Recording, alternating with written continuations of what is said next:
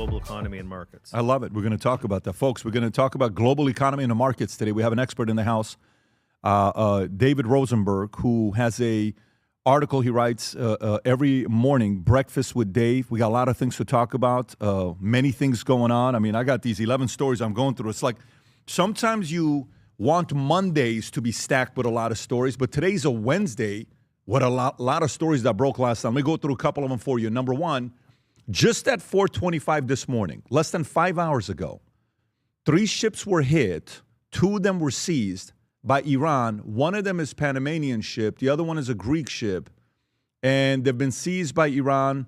And apparently the third one, they're trying to figure out where it's from. They don't know yet. Maybe we'll break it when the story breaks, and we'll share it with you as well.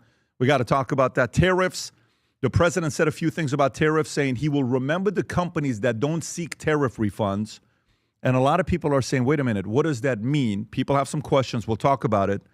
Trump encourages companies not to seek tariff refunds. UPS and FedEx have began filing for tariffs refunds. A lot to talk about there. Tim Cook, moving on. And, I want to say Steve Jobs passed away in 2006. Can you verify? No. 11. Was it 11? I think so. 11, yeah. And so he's been on there, and when he passed away, Apple was worth $100 billion. Now it's worth a few trillion, and now they have a new CEO. So there's a lot of ruckus. Some people are excited, some people are not. Personally, I like Tim Cook. I know a lot of people have some criticism on him, but we'll talk about Tim Cook as the new CEO, Tim Cook leaving and the new CEO coming in. And the new CEO, you can't find a lot on him. You know, he sounds like a pretty solid guy, but we'll see. We'll talk about him as well. Virginia, lots going on with Virginia. It's a story that broke. Virginia voters approved Democrats' redistricting plan, giving the party a midterm election boost. So we'll see what happens there. Next story is Trump confronts Xi. Apparently there's a mysterious gift that was sent to Iran in a cargo ships. And markets trying to find out what's in that gift. Was it a $100 gift card to Amazon?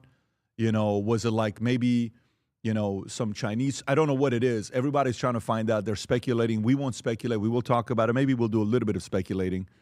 Kevin Warsh was out there at his, when he was at the confirming hearing, right? Am I saying it correctly? Mm-hmm. And there was some couple fiery moments, and he said something where, he said, look, I'm going to do what I'm going to do. I'm not taking this job because of, I think Elizabeth Warren was pushing him, if I'm not mistaken. And then Anthropic CEO went to the White House. Why did he go to the White House? He could have gone to Toronto. He could have gone to different places.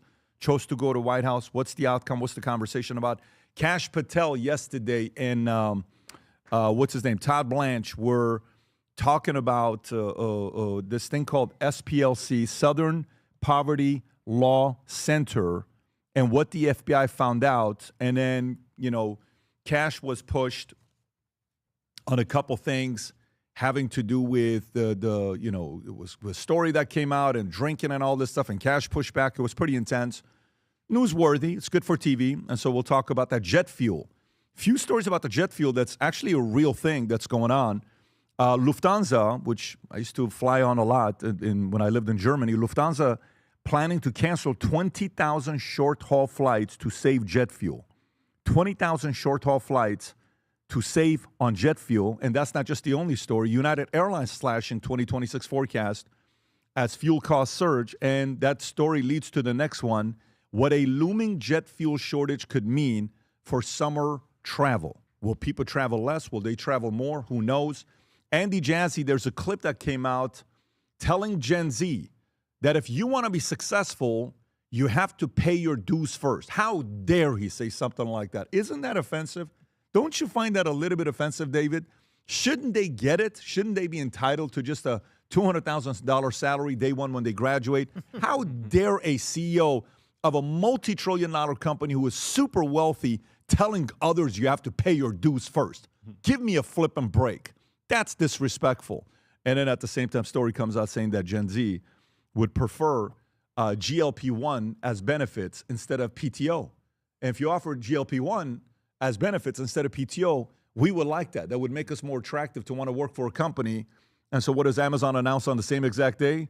That they officially are selling GLP-1 weight loss programs, promising fast, convenient access. This is a CNBC story. We'll get into that as well. And then I got one other one if we get to it. Who knows if we got the time at the end. At this point, if we have to cover all these stories, we're going to be here for about 6 hours. So brace for impact. So having said that, before we get into the podcast, I want to share something with you guys because a lot of people started asking about it, and it's becoming more and more a topic that's coming up.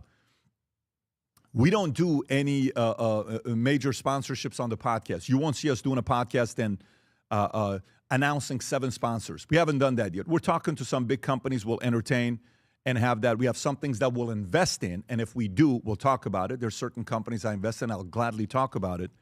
But when it comes out to the Vol Conference, if there's one thing that I can tell you, it's 12,000 people in one room this year in Las Vegas at the MGM Grand Arena. And a lot of business owners want to get in front of these qualified customers. So, Rob, I don't know if you have the pitch deck for, go on that real quick if you could. Go on that if you could, and go to the sponsorship all the way at the top, the podcast. Go for it, Rob. Here's what it looks like for sponsors at the Vol Conference. Go ahead. In 2019. There you go. So if you want to learn more about sponsoring there, we're going to put the link below, Rob, for people to be able to learn more about it. Submit your application. If you work for a company saying, I'd like it to be there, go to your CEO, go to your executive team, go to your CMO, share it with them. The pitch deck is there. They can learn more about it. And hopefully we'll see you at the Vol Conference. Having said that, let's get right into it. Rob, I don't see a story about Iran this morning because it just broke. So if you want to pick one of them, this morning at 4:25, Iran's attack at around the Strait of Hormuz, 3 ships, 2 of them they seized. One is a Panamanian ship. One is a ship from Greece that we have different names for them as well, Rob. You can pull it up. Yeah, those are the ships.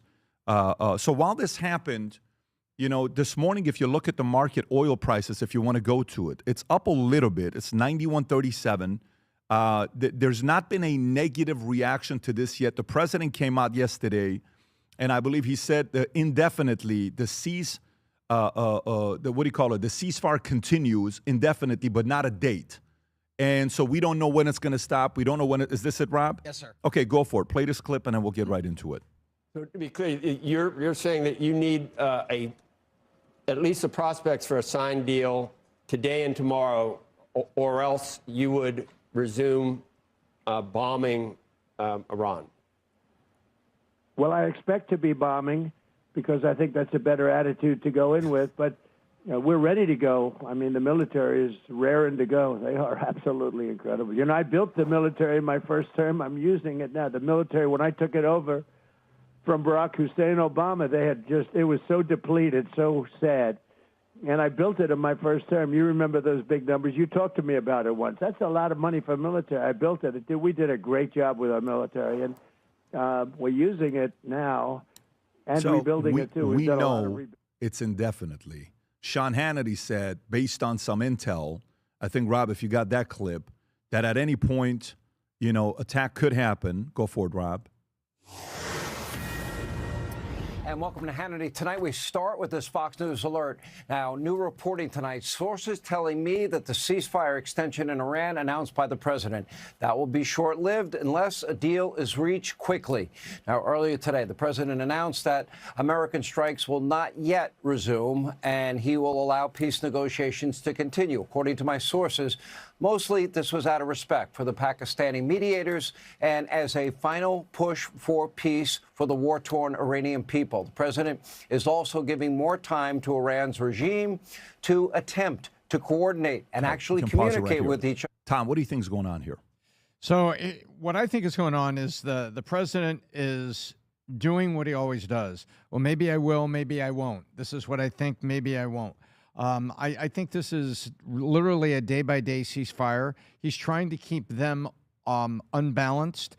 And unfortunately, they said that Vance was pulled back. I guess he's not going to the next, the previous public, what did they say?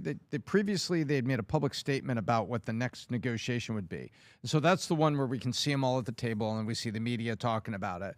But there's things going on behind closed doors. I think Trump's trying to keep them off balance. I think he's trying to get a deal done. I think Witkoff is working in the background. But the public, everybody sits at the big, beautiful table and everything. That's not happening tomorrow, Thursday, and Vance was pulled back. There you go. David, your thoughts? Well, the question is, who are the Americans talking to? Like, who's the Iranian delegation? and who's in charge in Iran right now, because my sense is that it's not the clerics, it's the IRGC, and they are definitely hardened. So, my thoughts are this. I think the bombing campaign is over. I think that Trump pays attention to the stock market, and I think he's paying attention to the public opinion polls, and I think he has to take note of the fact that his MAGA base is starting to deteriorate in terms of the support for the war. So I think he's looking for an off-ramp, and I think that we're just further in this age of disinformation. It's not just the Iranians, but it's also, what we're hearing out of Truth Social. I mean, we were bombarded with no fewer than 7 messages from his social media account last Friday, and next thing you know, the Dow was up 1,000 points. It's hard to know where this leads. I think that I agree that I think Trump is looking for an off-ramp.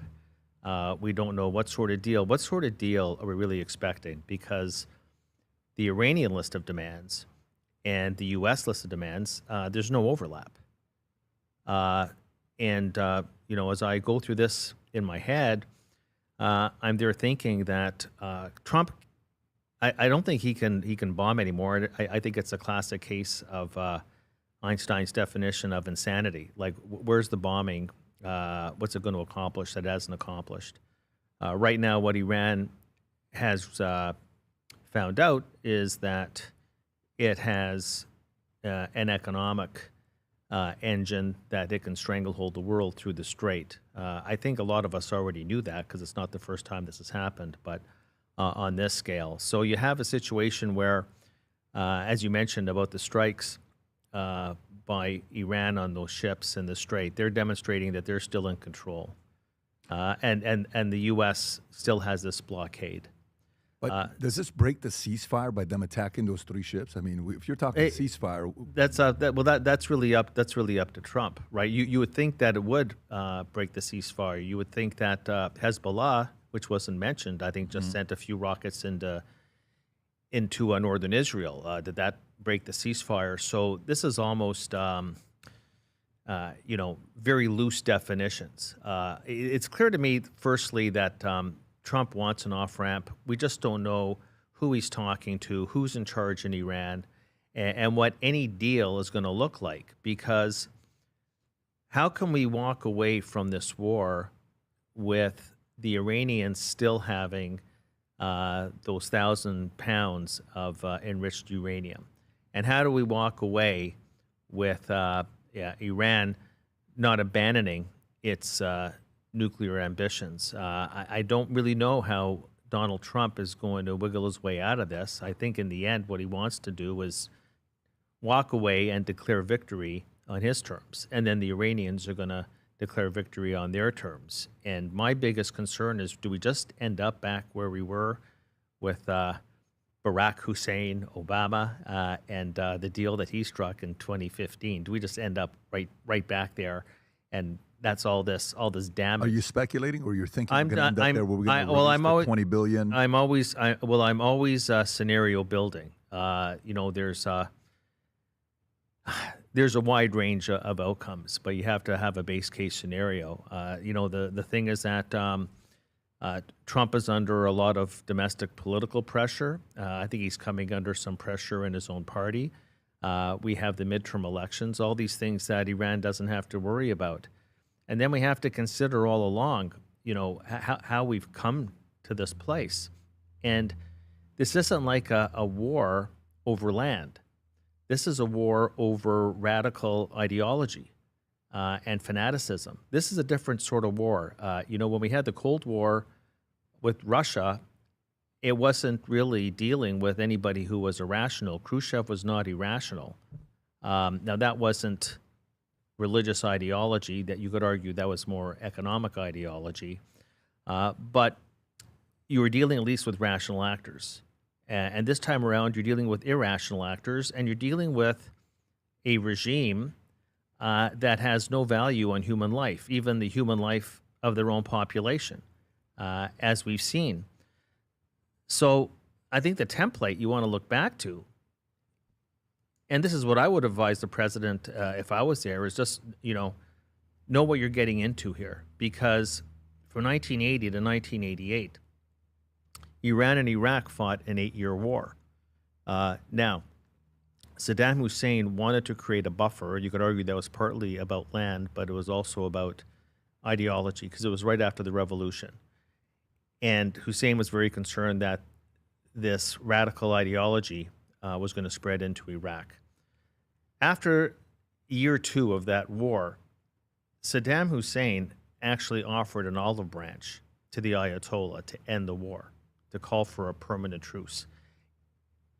Iran walked away, and the war lasted another 6 years. Over 500,000 deaths. So that's what we're dealing with right now. So there's a wide range of outcomes. I think that what's obvious to me, I mean, this is now, what is a deadline right now? What's a deadline? Now the deadline is over, and now it's basically, there's no timeline attached. What does that tell us? What's ideal for you, in your opinion? What you just Well, said? I'm, I'm pretty hardcore. I'm in the John Bolton camp. Okay, Really? That absolutely, because I think that you've got to you've got to finish what you started. What was the goal? The problem I have is that President Trump says, "Well, we did it. We did achieve regime change." Well, that's a lot of information right there. He's going to say we actually got one of the things that we wanted, which was regime change, but we got a worse regime. And then he says, "Well, these are more reasonable people than we had before." Well, I don't really think so. And then it's a matter of what people have to know is that it's the Revolution Guard are the ones really in control, and they're hardened.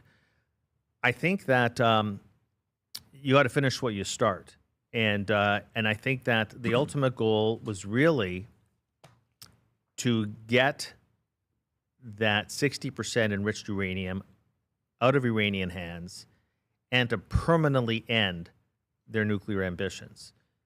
Now, the reality is that you actually would need to have a new and more peaceful regime to do that. I think that's next to impossible. The question is, because when you think about what the spark was the uprisings that we saw, the popular uprisings back in January. And how do you incentivize? I mean, now you could actually argue that the Iranians were prepared because they killed, let's say the number is 30,000. Now, the Iranian population is scared to go out and do it again. And that to me is really, when you're talking about regime change, I think that that always should have been the goal, because when you think about how do we end this nuclear ambition, I think that nuclear bomb in Iranian hands is a danger for the entire world. How do you accomplish that? And then you look at history. How do you change regimes? You don't do it from the outside. You do it from the inside. And what you need to do is you need to get to a place where the army, the regular army, I'm not even talking about the IRGC, I'm talking about the regular army, there's 1 million of them. Now, I don't know, I'd like to hear, what I'd like to hear is that that's who Wickoff and Jared Kushner and Vance are talking to. Are there back channels into the actual regular Iranian army? Because when you look at previous revolutions, King Louis XVI, the revolution was successful only when the army turned their back on the king. That hasn't happened yet. No, when you look at Nicholas II, okay, it's only when the army realized that their survival was at stake that they abandoned How do you the get Tsar. there? How do you get there? Well, I sort of... Because you gave the weapons to Kurds, they kept Yeah. it, so it's not like they're passing it to the people. I like that. I like that idea, but Turkey shot it down. And I mean, there's always risks about having a revolution, and you'll create this political vacuum. And let's face it, Iran is not a homogeneous society. But the thing is that, how do you incentivize the people and the army to turn against the clerics? And to me, that's why, look, the whole notion of bombing power plants and bridges, or even, using the blockade to block food imports and medical supplies. And then there's all sorts of commotion and noise around, well, would the U.S. be breaking international law? Well, never mind about all the international laws that the Iranians have broken. But you see, there's just more political pressure on Trump. But, the thing is that, and this is going to sound pretty radical, and I don't want to sound mean. I'm not a mean person. But the question is, how do you incentivize the Iranian people into another uprising, which they did in January? But now they have fear because they know that the Guard are going to kill them. I always thought the Kurds were at least a good start. It would be actually a very good distraction to the Revolutionary Guard. Yeah. Can Mossad or the IDF get involved? I don't know. They're under a short leash themselves. They're for sure involved. But they're also under they're under Trump's control as well. To me, that would be the most effective end game. How it's accomplished. Look, I don't claim to be a military expert. I'm an interested observer, but I would say that without regime change, nothing's going to change. And then it's a matter of how you accomplish it.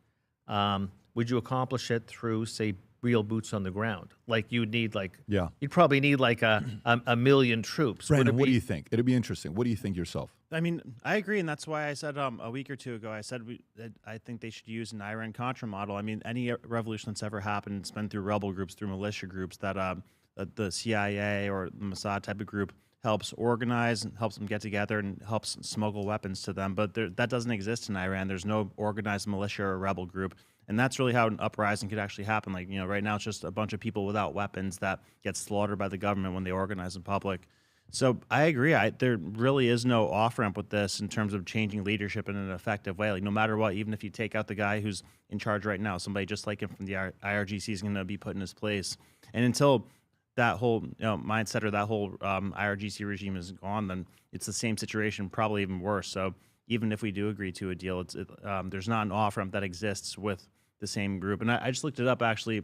31% of the military is part of the IRGC, but the IRGC does control all the military weapons. So that's what that looks like in that regard. But yeah, it's a bad situation because I don't see what that option is to like totally eliminate it, because it's not like they're in one place. It's not like it's one group of small group of people. But saying you're extending the ceasefire indefinitely, and then these guys break the ceasefire immediately, and they're saying we did not. They're saying we're enforcing the law because they're acting as if they created new laws. So because of that, they're enforcing new laws. So everyone's like, we didn't do anything wrong. We're just kind of doing our part. This is not breaking a ceasefire. But in a way, Iran is trying to say is, look, they're not showing their real players. Not real players. They're not showing their ethical players here. Oh, they're not. So if that's the case, what do you do?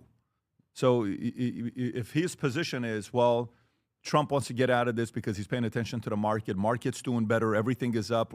Earnings are coming through really good. Numbers are coming through really good. People are pretty optimistic. The market, I don't know where S&P is today, was at 7,000. And hey, but that's a different story between Main Street and Wall Street. S&P's at 71.49 right now. Okay, yeah. Up almost 0.75 of a point. So, but if he goes back and attacks, let's just say we hear the news, boom, we're bombing again. What happens to the market? 2 to 3% adjustment. Yeah, it goes back the other way. S&P goes back down to 69. Yeah. Right. So, but if he's gonna do it, Iran's telling you we're not ethical negotiators. Right. This guy who was Obama's, or I don't know, was he Obama's or Clinton's? Clinton's guy in 1996. He says Iran's never been an honest negotiator. They always lie.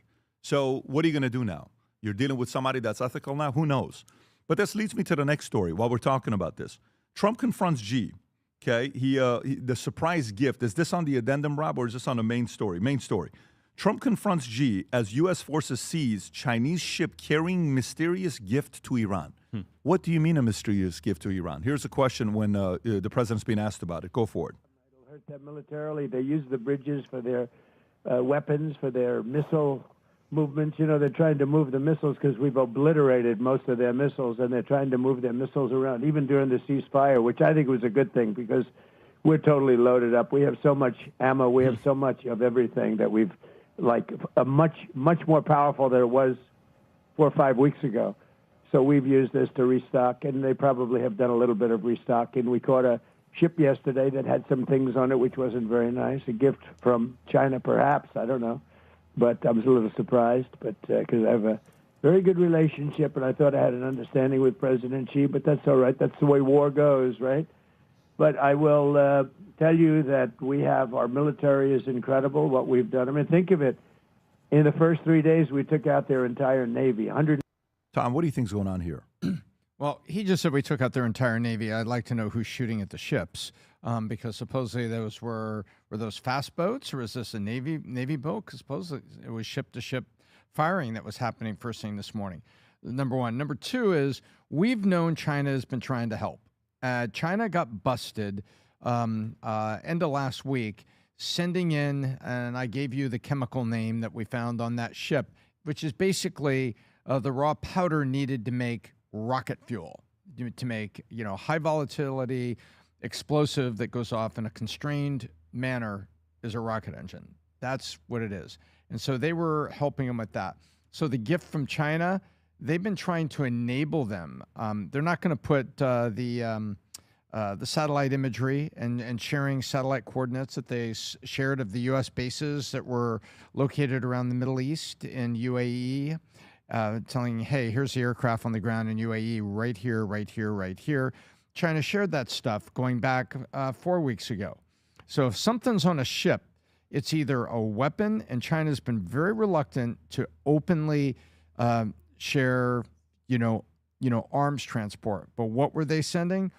Rocket fuel. So I think that is still going on. And I think what this is also Trump saying, I think he's talking to Xi. And rather than say to Xi, hey, I know what you're doing, he just casually mentions to the media, yeah, China had a gift over there going for him. And I think he's letting people know how much we know about China's assistant. I think that's, how when you want to talk to somebody, Pat, but you don't pick up the phone and call them, you can talk in other ways. And I think he's talking to Xi. We know what you just did. We know what you sent, and we caught it. What do you think it was? I don't know. Can you fit one drone into a box and gift wrap it with a ribbon? You need more than one drone, though. I'm just I'm being a little facetious, but I mean, I to be honest, I don't really care what it was. The reality is this: again, we are in an age of misinformation, and the markets, as you're saying, this is a headline-driven stock market. But we know that there are two countries that are very powerful that have a vested interest in this war lasting longer and costing America that much more. And one is Russia, one is China. And remember that why it was so important to remove Maduro was because Venezuela at that point was selling sanctioned oil at a discount to China. That's what it was all about. It all comes back down really to China. And China has been supplying these armaments to Iran for a long time, and even during this war. Again, when I talk about misinformation, no, I'm sorry. Iran's military capacity has not been obliterated. It's been seriously impaired. But from what I've been hearing from my sources, we've only destroyed 50% of their drone capacity and 50% of their bombing capacity. So they've been impaired. I'll tell you what the Iranians are probably thinking is that they can outlast Trump. They can outlast Trump. And especially if those reports are true that they've been impaired but not disabled, they believe, and that's what their actions are telling you. And I think that's what we have to, what is the interpretation of what Iran's doing right now? They think they can outlast Trump. And I didn't just say that it's all about the markets, it's also about the public opinion polls. It's also about the polls now showing, we already knew that the House was probably going Democrat, but now the Senate's in play. So you have a Democratic sweep in November. And there's fissures already within the Republican Party. So he has to pay attention to the internal politics, which the regime in Iran doesn't have to worry about. So I believe that they believe that they can outlast Trump. And so, and the reality is that, is anybody surprised that China is is helping Iran in this cause, or Russia for that matter. So apparently- who's surprised about that? Yeah, apparently what it is it's missile-related chemicals is what they're speculating was in there. Missile-related chemicals, according to Washington Times, is what was in the gift. Brandon. Yeah, and this is why it's such a shame that the Supreme Court did what they did with tariffs, because I don't think it's a coincidence that China's feeling bold like this, where they could do something that they know Trump would be upset about, that they know would be considered, possibly a hostile action when Trump's biggest lever, biggest tool against them was taken away. And this is a unsettling thing. And, there's a time for like the last 30 years where countries wouldn't dare to do something like this. But now China's kind of feeling our weakness, it looks like. I mean, the Center for, was it CSIS, Center for Strategic International Studies, did a report showing that it would be 2 weeks that we would run out of weapons if we were to have a conflict in the South China Sea right now. We used 40% of our THAAD missiles in the first 16 days of the Iran conflict, and it's going to take until end of 2027 for us to restock that. So, like, we have the technology, we have money, we have but not the supplies for something like this. So I think China's kind of poking us, testing us with this. This is like, that's a bold thing for them to do. I know they've been going back and forth with basic things, but to send long range missile stuff to Iran, that's a. Who is this from? It says, Liveman, U.S. found Chinese gift for Iran. Trump after ship carrying missile chemicals seized in Hormuz. Beijing rejects claim. Trump said that China is possibly providing Iran with lethal aid or weapons or move that would test a U.S. red line. The development comes days after U.S. military seized an Iranian vessel with Chinese chemical missile shipments. So it's like they're seeing what they could get away with, Are you surprised, though, with China? I don't know if I'm surprised. I don't know if I'm sitting there saying I'm surprised with them doing this, because what they do 20 years ago, though, but think about what they're stronger as well. But the reality of it is, look what we've done to China. Mm-hmm. Just think what America's done to China the last 12 months. Yeah. So you were getting your stuff from Venezuela, that's gone. That discount is gone. Mm-hmm. You were getting what percentage of your oil out of Iran? I don't know what the number is. It's a massive number they're getting from Iran. Okay. And so now that's been locked up. You're not happy about that, and they were giving it to you as a discount. And the Panama Canal is part of Venezuela. And C.K. Hutchinson is who owns Panama Canal, the 43 ports, whatever it is, 2 or 3 of them that are the main ones in Panama on both sides. Now, you mean to tell me you lost that because the Panama government said you don't have any jurisdiction here, and then now they're suing them to say, now you lose that chokehold for America if you wanted to really piss off America and say, don't F with us because I'm going to destroy your Panama Canal and I'm going to mess with. That's now gone. So one by one. So you know what would you do if you were Chinese? Anything you can to. That's what I'm saying. So if you're cornering me and I'm China, I'm sitting there saying, oh, you want to do this? Mm-hmm. I have to make sure Iran makes it. I have to make sure I'm on Iran's side. So then what other leverage are you going to have? Because China's going to say, you need my minerals. You still don't have Greenland. Or refineries in the U.S., which that would give us the ability to have those too. Yeah. So this is a very interesting, but I'm not surprised that China says, no, that wasn't us. And 2, they're testing their limits to see what they can get in there. Yeah. Okay, because guess what happens? What's the worst case scenario with the Strait of Hormuz that happens to China? What is the worst thing that can happen to China in regard to Strait of Hormuz? That just never. We control it, and we control Karg Island. Bingo.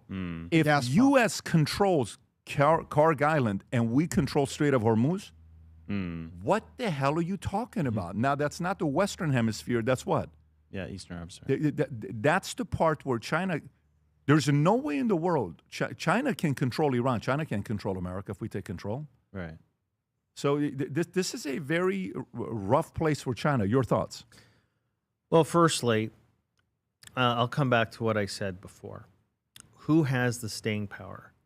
What we know is that China stockpiled a hell of a lot of oil ahead of this. I don't know how China even had an inkling. Xi Jinping was well prepared for the tariff war. And it looks though he was even prepared for this Iranian war. And, when they say that Xi Jinping is playing chess while the other leaders of the world are playing checkers, I actually think that they're right. The staying power, they stockpiled many months' worth of oil. So I'm not worried about a chokehold on China unless the administration is thinking that we're going to actually keep it closed for 3 or 6 months. Okay? The other part of it is that as the United States was turning its back on the clean energy file, the one country in the world that was pursuing it aggressively was China, where basically, so we can talk about all the oil that China needs and needs from Iran, but half their energy comes from clean energy. And they've stockpiled a lot of oil. Now, there's a time when there's going to be a real choke point on the Chinese economy if this continues. But I think that it would take at least 3 months if you're talking about trying to bring China to its knees. The question is, does Donald Trump have 3 months more? You want to talk about taking over Cargo Island? Look, you're talking about a situation where the whole world will face massive constraints. You talked about jet fuel before. We're just in the early stages of the airlines either canceling flights or actually just not flying as much. That's a huge impact on domestic travel and tourism and internationally. Isn't the United States about they're hosting the that soccer championship, right? Olympics. You see, yeah, World Cup. Yeah, the World Cup. Well, do you hear what the hotel companies are saying that they're slashing their rates by 50%? So. What's your point, though? My point is that that the United States has a much lower, a much, I guess, higher threshold, or for pain. What I mean is that in an election year, and a lot at stake, how much pain are Americans? And I'm not talking about the markets. Okay, the S&P is not GDP. And you could say that things are looking okay right now. We got the retail sales number. Well, guess what? Right in the middle of a $30 billion incremental increase in tax refunds, and all that money got spent last month. But that's going to wear out in the next couple of months. We'll see the emperor disrobed. The question comes down to who's got the staying power. That's, I guess, we can either agree or disagree.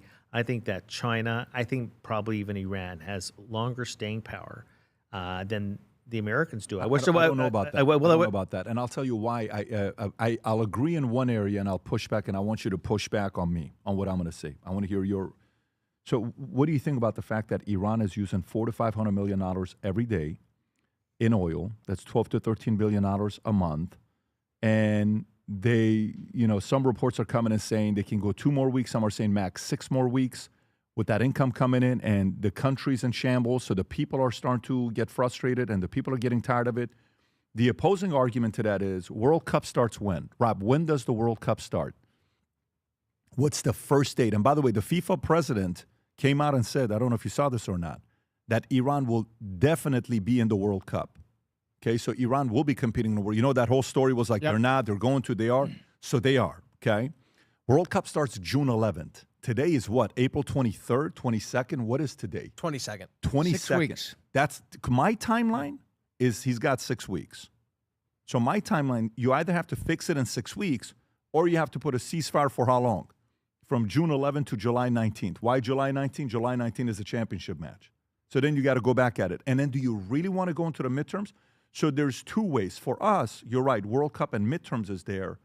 On the other side, for Iran, what are you going to do when all of a sudden? So if the tipping point from my end is if the Iranians go in the streets again and families are struggling financially, payment, all of that stuff, that is chaotic. What we did learn, and again, Reza Pahlavi, who was the fellow that's going around, and we've had him on a few times, and we're probably not on the best terms today because, I called him out on a few different things. Here's what we did learn.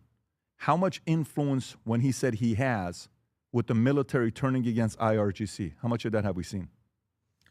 We haven't seen any of it. That's a problem. Well, that's what I was thinking. I mean, that was my, initial soliloquy. That to me, when you're asking me before about, what would be something really good, that would be really good. Because I think ultimately it will take the Army. So far, the Army hasn't turned against the regime, and maybe that'll change. It'll change, it's just like I talked about the history. When does the Army turn? The Army turns when it sees its own survival at stake, and that comes from the uprising of the general population, which we saw in January. I imagine that perhaps Donald Trump thought that maybe we're going to see this again, but they're scared. and they're not armed. And then it'll come down, I think, to what the Army does. I fully agree. The point I'm making before is this. I think that Iran has more staying power. And we have to acknowledge that it does, because this was supposed to be a 4 or 5 week war. It started in late February. Standalone or would help? What? Standalone to have staying power or would help? No, when I say that staying power, it's a matter of that. What I said before is that Donald Trump has to pay attention to the political calendar, and I think he's starting to. And he's, I don't know, is he going to buckle to domestic political pressure and now within his own party? I mean, these are the things that Iran doesn't have to worry about. Yeah. And what I'm saying is that, from what I'm hearing, is that Iran, despite what we hear from the White House, their munitions have not been totally destroyed, not been obliterated, and that they have probably still 50% capacity, which is a lot. We were told at the beginning this was going to be a 4 or 5 week war. That was back at the end of February. So we have to acknowledge that although there's no bombing right now, the war is ongoing. And what I'm saying is this, a little bit of history yet again. 1930s. When you look at the Gallup polls in the 1930s, 90% of the American public was against the U.S. joining the Allies in the fight against the Nazis. When did that flip? When did it flip? 1941 with Pearl Harbor. So I don't even want to go there. What will be the event that would flip public opinion, right? And public opinion matters in a democracy. Well, we're talking about Iran, and we're talking about China. We haven't talked about Russia, which comes out a winner from all this as well. These are not exactly democracies. And my sense and my concern is that Iran has more staying power in terms of time than a lot of people recognize. And that's a problem, because Donald Trump doesn't have a lot of time, because we're going to shift our focus the next few months towards the midterms.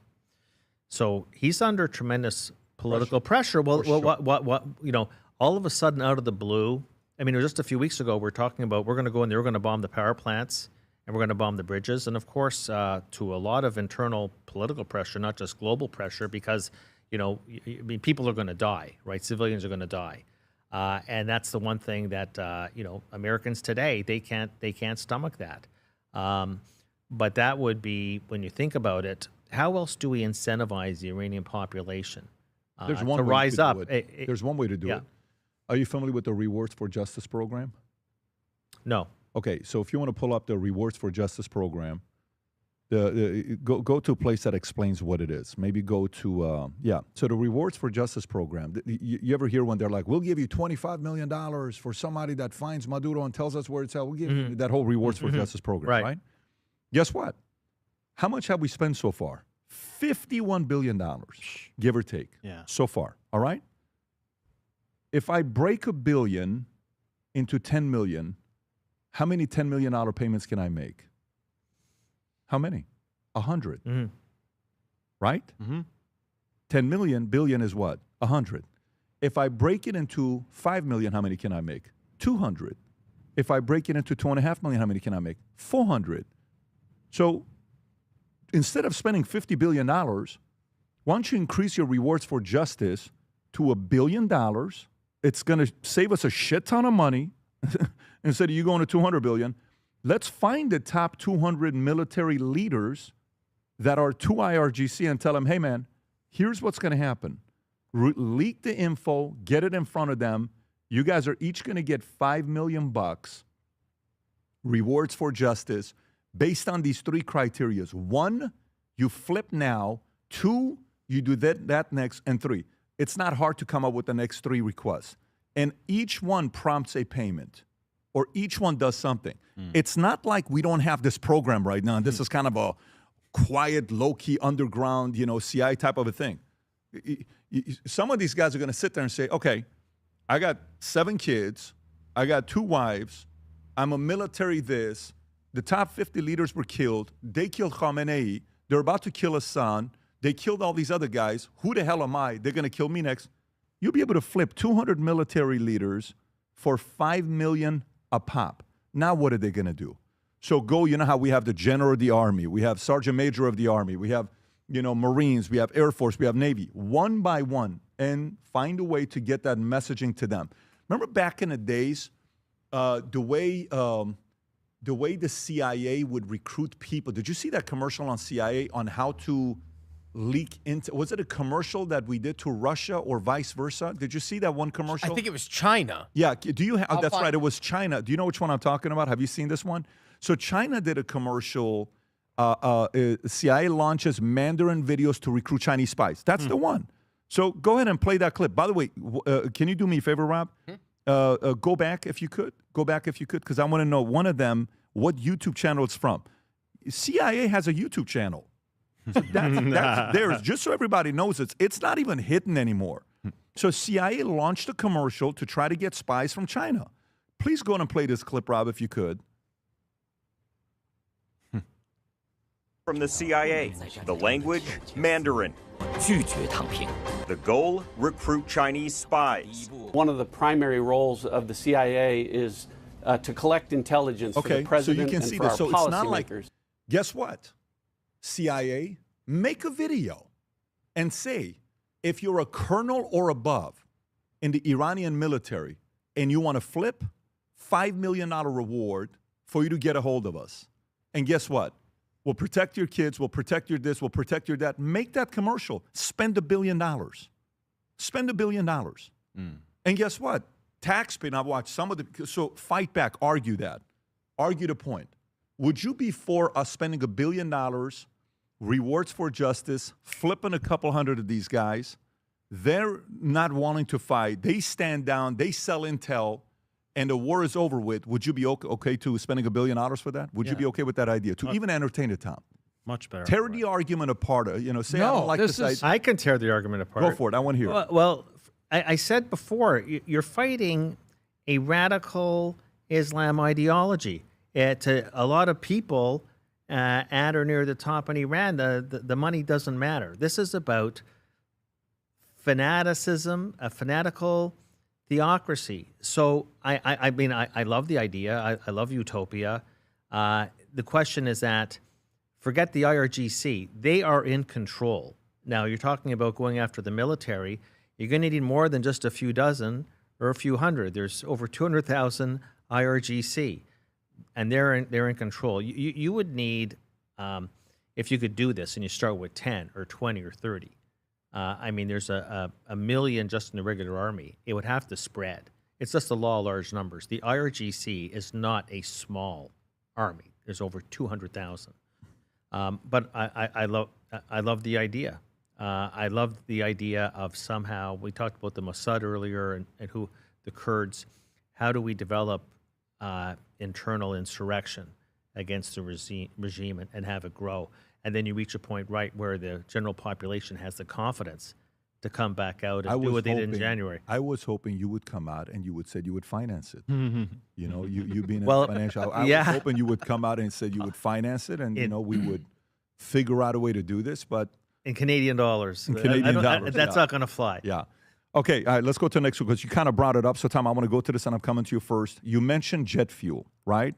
And there's 3 stories I'm going to read at the same time, and then, Tom, I'm going to come to you. Number 1, Deutsche Lufthansa canceled 20,000 short-haul flights to save on jet fuel. Rob, go ahead and play the clip. Lufthansa has cancelled 20,000 flights between May and October to save on fuel in one of the largest cuts by a global airline.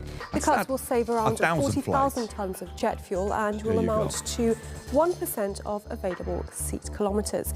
The carrier is trying to boost profitability with a plan to cut 4,000 administrative jobs by 2030. Can you imagine like what's going on there? Now let me get to the U.S. one. So you may say, well, Pat, that's Germany. Why do I care about Germany? Do you care about United Airlines? Here's United Airlines for you. United Airlines slashes 2026 forecast as fuel cost surge. Okay, so here's a story for them. Forecast to adjust $7 to $11 a share. Let me read the story to you with them. Here we go. So United said it could earn between $7 and $11 a share on an adjusted basis this year, down from its previous forecast, $12 to $14 a share, released in January, more than a month ago. The carrier, like others, is trimming down of its planned flying this year to reduce costs. Wall Street had already been adjusting its expectation for the year. As a result, analysts polled by LSEG had forecast that United's just full-year earnings could be $9.58 a share for the second quarter. United forecast adjusted earnings between $1 to $2 a share. Analysts had expected $2.08 a share for the quarter. The carrier has said it's expected its revenue to cover between 40 to 50% of the fuel price increase in the second quarter, as much as 80% in the third, and between 85 to 100% by the end of the year. Revenue overall rose more than 10% from 14.61 to 14.61 from 13.21 billion from last year. Tom, what's going on over here with travel and jet fuel? Well, it's a little bit of a complex situation. All of the airlines out there, I should say almost all, I believe 90% of the airlines out there have one of the most important persons in the executive suite is the economist that's responsible for their fuel hedging strategies. They hedge fuel and they try to plan for things. And what's happening right now, the cost of fuel unexpectedly popping up, they're looking for cost reduction. And the way they're looking for cost reduction, in the case, every airline, some of the shorter flights are not profitable, believe it or not. But they get people, like think of Delta. Delta's got a giant hub in Atlanta. And it operates small flights that get to Atlanta. And some of those are marginally like break-even pad, or maybe they lose a little bit. Now, why would you do that? Because they make a lot of profit once you get to Atlanta, and then you fly to New York, or you fly to LA, or you fly to South America on the long flights with the large wide-body aircraft, and they make a lot of money on those. And so what Lufthansa said is they have a small regional division called CityLine. And so CityLine, they say, hey, we can't afford to run CityLine, which means that some of those people will drive 2 hours to get to a more major airport rather than having the convenience of a small airport, where they can get to the major airport to fly. And this is all around fuel. And I can give you some perspectives on it as well. Now you're going to have people that say, well, maybe I just won't fly this year. Kim had to go rather urgently to see her dad in Idaho. And so the coach ticket was $750 just to go from Fort Lauderdale to Idaho. And that's on Delta. Go to Atlanta, switch planes, go to Salt Lake, and then there. Crazy, right? Well, she already has to go back there again because he has another appointment she has to go to 6 weeks from now in June. Do you know what the price of that one is? $1,600. The same coach ticket. Tom, a coach ticket, $1,600? Yeah, because it's also because it's 3 flights, and Twin Falls is a very small airport. But you take a look at what's happening. This is crazy. This is really crazy. And so you're seeing prices go up. Now, that's one example from Delta to a micro. By the way, and the question she's asking, what if Delta decides they're not going to operate SkyWest later this summer, or they're not going to have that? She's going to have to go to Salt Lake City and then drive 3.5 hours to get to her dad's place in southern Utah. And so what's happening now is the airlines were carrying the initial cost. And now the airlines are saying, look, I wanted to keep my market share. I wanted to keep my customers. I wanted to do a little bit. So they kept a little bit of it. Now they're saying, I can't do that. So I got to get rid of my short haul flights that are just marginally profitable or not profitable. And I got to raise fares. And that's what's happening. While you're saying that, there's 5 other airlines that are going through this as well.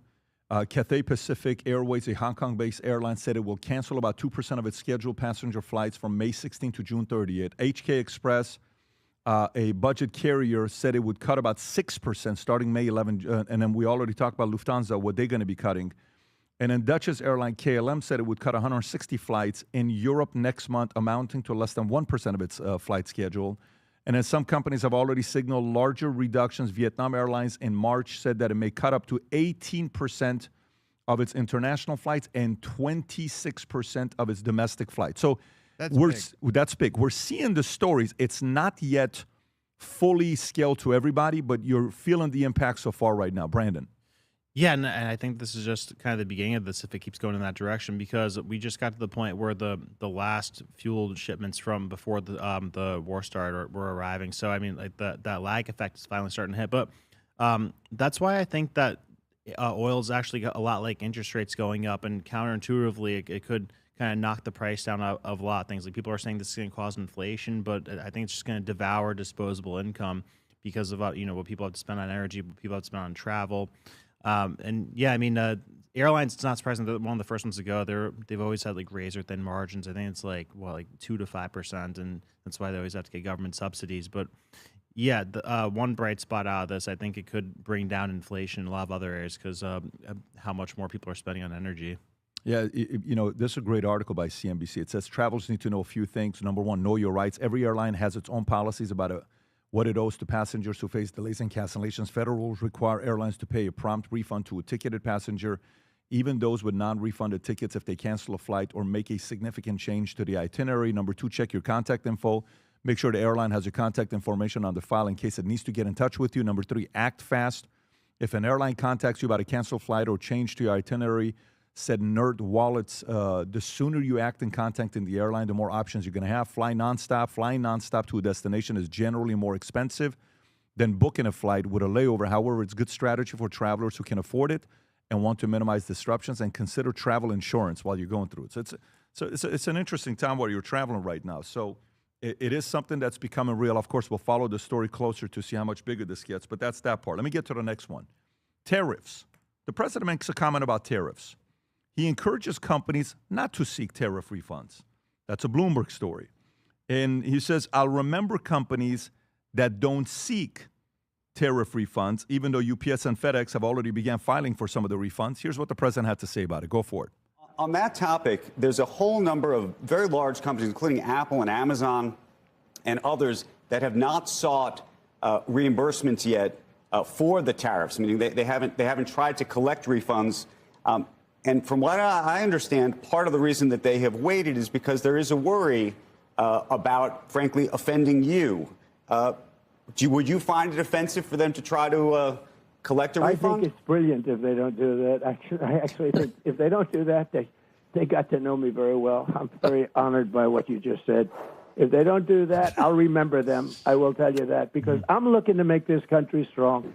Supreme Court could have helped us. Now they have birthright citizenship. They'll probably rule against us. No country in the world has it. It's horrible for our country.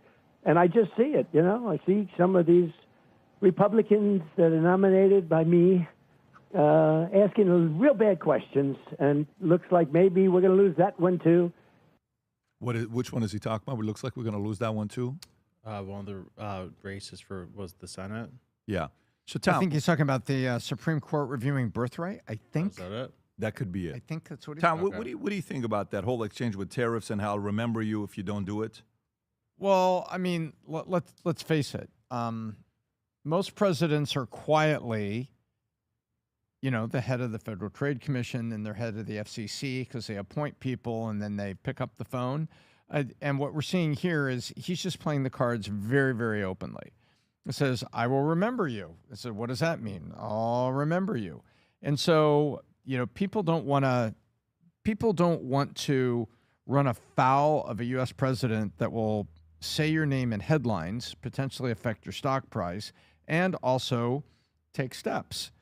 Yet FedEx and, UPS both have had, they've got earnings issues. And I think some of these may not feel like, it may offend them, it may not offend them. Maybe the midterms will go to a more neutral direction. But you know what? We got to go get some of this money back.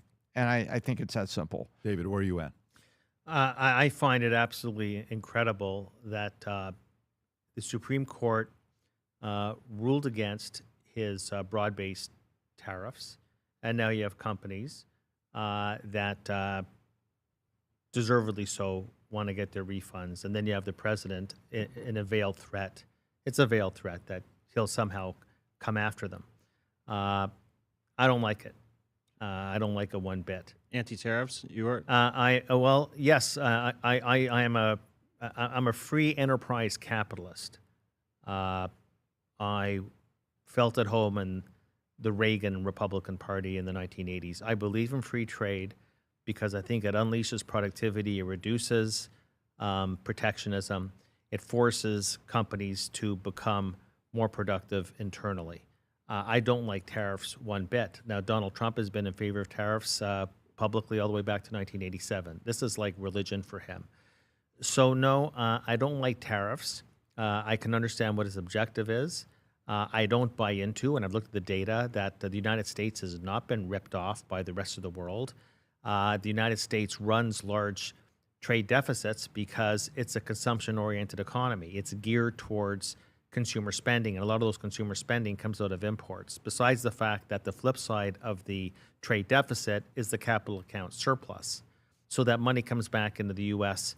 markets. That's why the rate of return on capital has always been superior in the United States than it is in the rest of the world. It's why the cost of capital has been lower than it's been in the rest of the world. That's the flip side. It's called the balance of payments for a reason. It's because they balance. The trade deficit is the mirror image of the capital account surplus, which every American has benefited from. So yes, I don't agree with tariffs one bit. I don't even like the way that he carried it out, because if you want to identify countries that maybe are cheating, and maybe they are, you do it on a one-to-one basis, okay? He slapped, Liberation Day was, I'm just going to slap on indiscriminately tariffs on everybody, and that's basically what he did. But I think that, a lot of it was part of his agenda to bring in manufacturing, build a protectionist wall, attract manufacturing investment back into the country. I think it's a very, look, when you think about tariffs, tariffs are a dirty three-letter word called a tax. It is a tax. It's a tax on goods. And it hits disproportionately the most vulnerable parts of society, which is the low-end consumer. And that's what, this does not do anything to resolve the K-shape as to what's happening in the U.S. personal sector. It exacerbates it.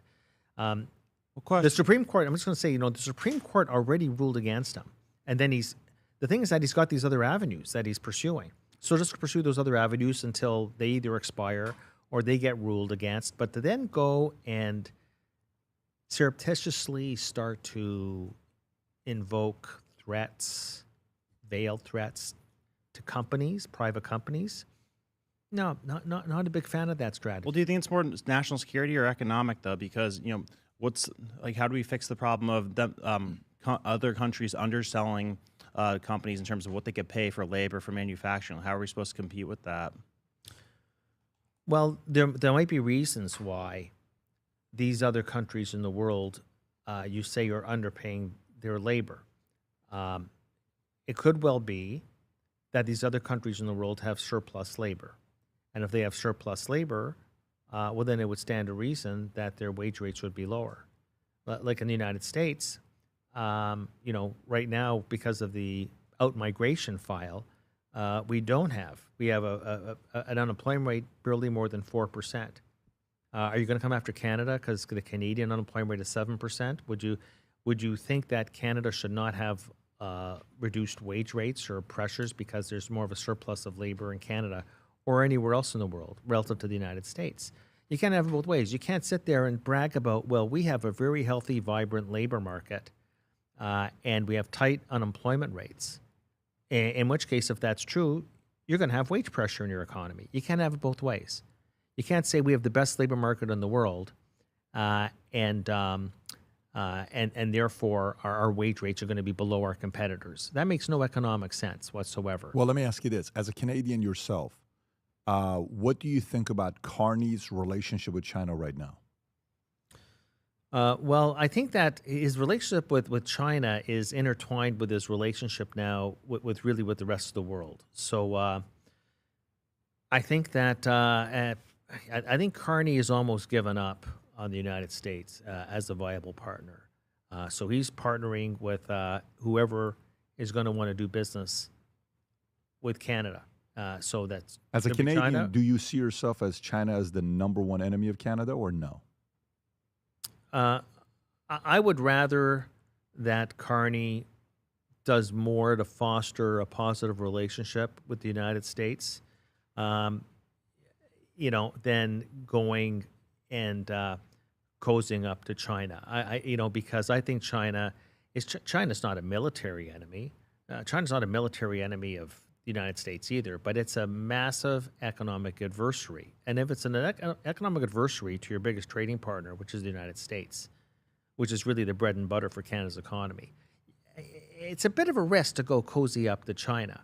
But you see, this is the byproduct. You see, this is basically what I would have done going into this war with Iran. I wanted to cobble together. You see, what you want to do is get a global coalition, just like George H.W. Bush did. That was a global coalition against Saddam Hussein, back in Gulf War I in 1990 and 91. I would have put an immediate moratorium on the tariffs, okay? Because to just give a kiss on the cheek to your partners. Well, he didn't do that because tariffs are so important to him.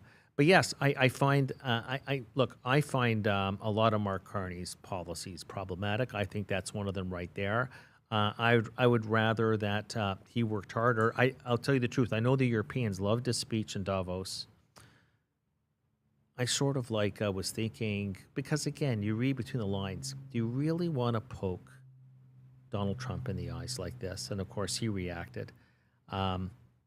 Now, I'm not saying that we have to go cap in hand and on our knees to the United States, but, I just wish there was more effort. You have to, it's like in our business, the financial industry, the know your client rule. The people that have most successfully dealt with Donald Trump, whether it's Sheinbaum in Mexico or it's Melania in Italy, although he's a little upset with her right now, but there's leaders out there that have know how to treat Donald Trump. Okay, and so Tom, what are your thoughts on that? I just wish Canada would have done more in that direction. Well, let me do this while you're saying that, and then Tom, I'm going to come to you. Here's what Howard Lutnick, he had some choice words for Canada. Go ahead, Rob. Time is on our side because the pressures on the U.S. are only going to increase over time. Basically, you guys are in political trouble. The longer they wait, the better a deal you're going to have to do. Good for them. That is like the worst strategy I've ever heard. They suck. Look. We are a $30 trillion economy, right? We are the consumer of the world, okay? Carney has a problem with us. He gets on a plane and he goes to China. Does he think the Chinese economy is going to buy his stuff? China is entirely an export-driven economy, right? So what did he do? He came back and said, oh, we'll take their electric cars. I mean, is this nuts? Okay. What do you think about what he's saying here, Tom? So I think there's a lot of perceptions that go out there back and forth. And David, I'm going to present some numbers here. And I think some of the things you said there, I kind of disagree with a little bit. There's a little perception going, I think. Just look at January. We have all the numbers for January. Canada exported to the United States $38 billion worth of stuff and only imported $25 billion. So it was a net positive export for Canada, making stuff and sending them to us, of $13 billion. And because the U.S. auto, with the interest rates, it gently went down toward the end of last year. The U.S. Auto sales perked up a little bit, and GM makes a ton of pickup trucks just right over the border from Detroit and Windsor. And so the auto exports to the U.S. were up 24%. But watch this, Pat. What percent of Canadian exports to the USA today under Trump, Q1, arrive here duty-free? What percent? Probably 95%. That's right. Which means that this whole war that Carney is starting with Trump, 95% of what Canada exported here is duty-free. Trump tried to make a point. He actually moderated a little bit. And Carney's running around like Trump is this great boogeyman stepping on everybody's feet when he's got a good deal going. And I think he just sold out his old economy, going to get BYD to bring electric vehicles to Canada. And BYD was known to be putting predatory pricing all across the EU and to undermine, Mercedes and Volkswagen, which makes a ton of things, and the Nissan conglomerate and BMW. They undermined everybody. They sat there, what was it, Bulgaria? Check me on this. I think they have a BYD had an import place or a final assembly in Bulgaria, and they were sending all of this EVs into Europe and just undercutting everybody's price. Does Carney think he's not going to get the same deal out of China, that they're not going to do that? My goodness. So I'm kind of shocked. I feel like he's bowing to political pressure. Oh, it's fashionable to be anti-Trump, but he's got to look at the facts. It's a great trading partner, and he's sitting here with very, very few tariffs on things right now. Well, what do you disagree with? I think we're in total agreement, unless you said you agree with me. No, you don't. You said you were not supportive of the tariffs, of the way he was doing it, and something you said is that he said since 1987 he's been for tariffs. Well, the surplus is where other countries win more from doing business with us than we do, and so a lot of presidents have negotiated favorably on behalf of China, which, by the way, starting with Nixon. Nixon is who built China, because at that time, everybody was worried about the power USSR was going to have, and Soviet Union and all this other stuff. And then we said, hey, let's help these guys out. They were number 10 in GDP. I don't know what year they were. Pull up China GDP ranking in the world in 1970. Okay, 1970, how they were doing. And then today, we know they're number 2. But where was China in 1970? Can you go to the ranking so we can see them ranked against others? Go to images, Rob. If you just go to images, there should be a ranking in 1970. Does it show it? What year is that? Yeah, so anyways, China was top 10. Now they're number 2. We've helped China become who they are. And now you want me to accept the fact that each president comes in automatically always favorable towards China? No. I kind of like the fact that finally somebody stood up to them. And I remember this was going to pass when I had a conversation with Rand Paul. And Rand Paul says the Supreme Court is going to rule against the president. The Supreme Court's going to rule against the president. And the president started kind of saying, hey, I hope they don't. I hope they don't. I hope they don't. And we know what ended up happening. So to me, a part of, I think, what maybe Tom is saying is the fact that all these other countries are winning from having the best customers in the world, which is America. And we need to make sure they're happy. You said something which was interesting, that it's a good debate to have. Should he have done it where he went after every country around the world instead of doing it as one Liberation Day? Maybe that's a good strategy to debate. I can see that being a good debate, because the reality of it is, who was it really wanting to have trade war with? Who was it with? It wasn't with everybody. It was with one country. He didn't want to have issues with Mexico. He doesn't want to have issues with Canada. His main thing was China. My opinion. Your thoughts? Well, that's not what he said. He said that that the rest of the world was ripping them off. Canada was ripping them off.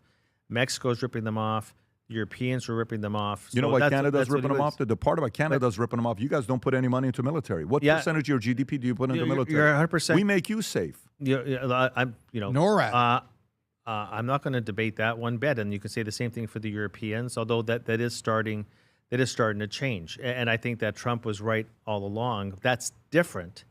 Living up to your commitments in NATO is different than talking about balance of payments, to which I will say that the president and his economics team do not understand what the balance of payments really are. If you want to eliminate the trade deficit, you will eliminate the capital account surplus. You will have less investment coming in to U.S. bonds, U.S. credit, U.S. equities. That's just how the balance of payments operates. The capital account and the current account have to balance. And you can't go on the podium and say, we are the best economy in the world, and then on the other side say, but the rest of the world's ripping us off. How does that compute? They were tariffing us, and we weren't tariffing them, and then they dumped cheap goods into our market without any consequences. So I don't think they're worried about the trade deficit. I think they're worried about that. So how are our companies supposed to compete with the Chinese company who could dump cheap goods into our market? I'm not talking, but I'm not talking about China, because his tariff policy was multilateral. It was every country. Now, it's quite true that Canada was relatively unscathed, but it didn't mean that he didn't raise tariffs on steel and tariffs on aluminum and tariffs on lumber. Because our steel companies were going out of business because they couldn't compete, and we need steel companies in America. What didn't manufacturing numbers just come up? What manufacturing numbers just came up, Rob? Can you find that real quick? Please continue. Yeah, the point I'm making is that if you can actually identify, and I think this will, if you want to go through like we did with Japan in the 1980s with 301, go do it. He didn't embark on that. This was a broadly based tariff increase. And if you go back to Liberation Day, which really told me that they'd have no understanding of the balance of payments, the tariff rates they were applying was based on the ratio of exports to imports. Mm-hmm. It's just a transaction. Yeah. Okay, you get the construction worker to come in and remodel your house. He remodels your house, and then you pay him a check. The United States runs a trade deficit with the rest of the world, and then they cut a check, and that check comes into U.S. capital markets. It's a symbiotic relationship. If you want to go back into a world where the trade balance will be zero for every country in the world, which is what I think President Trump would like, we're going to end up with much weaker global economic growth. And because the U.S. is a large closed economy, it will be relatively better off. But it'll be like cutting off your nose to spite your face. Growth generally will be weaker, okay? You don't have to do much more than just go take an economics course in balance of payments economics, international trade economics, to know that free trade, if conducted properly, benefits everybody. I don't know about. I think. It's true in theory. It's true in theory, Yeah. and it's true in practicality. Now, it doesn't mean that the principal cheater here has been and always been China, and not just in goods, but also in services. Well, that's what we've done all along.